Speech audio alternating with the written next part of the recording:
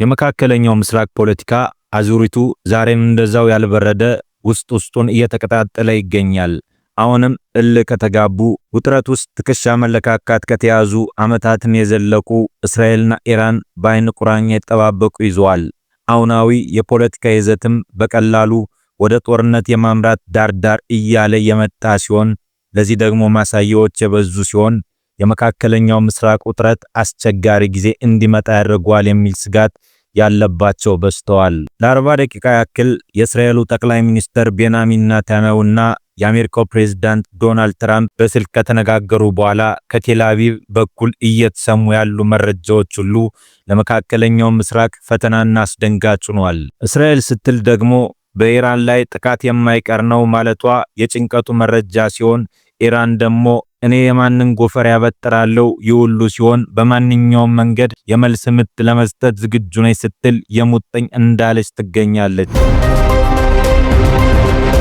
ቤንጎራውያንና አያቶላዎች በአጠቃላይ ነገራቸው ውስብስብ፣ አካሄዳቸው ደግሞ ወደማይቀር ውጥረት የፊት ለፊት ውጊያ ውስጥ እንደሚገቡ ፍንጭ የሰጠው ሆኗል። እስራኤል ጥቃት እንደምትሰነዝር ከሁሉም አቅጣጫ አሁን መረጃዎች እየተሰሙ ሲሆን በእርግጥ አሁን እስራኤል ግራና ቀኝ መመልከት ኑሮባት ነው ጥቃት ማትፈጽመው። ምክንያቱም ጥቃቱ ዋጋ የሚያስከፍልና የበርካቶችን ሕይወት አደጋ ውስጥ የሚጥል ነው በሚል ትችት ይሰነዘርባታል።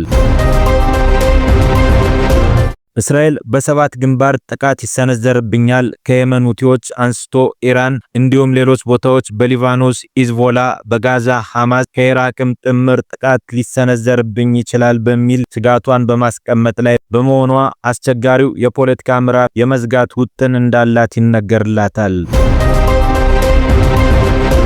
ጠቅላይ ሚኒስትር ቤንያሚን ኔታንያሁ በዚህ ልክ ፖለቲካቸውን አጠናክረው ወታደሮቻቸውንም በተጠንቀቅ እንዲቆሙ የተነገረ ሲሆን እሳቸው ይህንን ይበሉ እንጂ አሁን ባለው የፖለቲካ አካሄድም ሆነ ውስብስብ ሁኔታዎች አስቸጋሪ የዓለም ስርዓት ይፈጥራል የሚል ስጋት ያለባቸው ተበራክተዋል።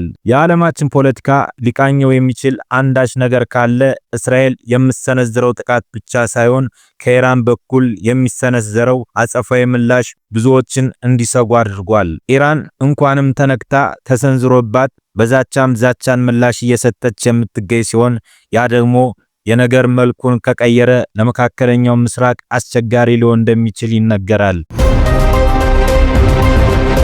ለዚህ ደግሞ ፖለቲካዊ መፍትሄ ማምጣት የሚችሉት ትራምፕ እንደሆኑ ግልጽ የሆነ ሲሆን ጠቅላይ ሚኒስትር ቤንያሚን ኔታንያሁ ዛቻቸው ከፍ ብሎ ጥቃት ለመሰንዘር መቋመጣቸውን ታውቋል። ለዚህ ደግሞ የተለያዩ ተንታኞች በመካከለኛው ጭምር ሐሳባቸውን እየሰጡ ይገኛሉ። ይህ ወርልድ ኒውስ ነው። ለቻናሉ አዲስ የሆናችሁ ላይክ፣ ሼር፣ ሰብስክራይብ ያድርጉ።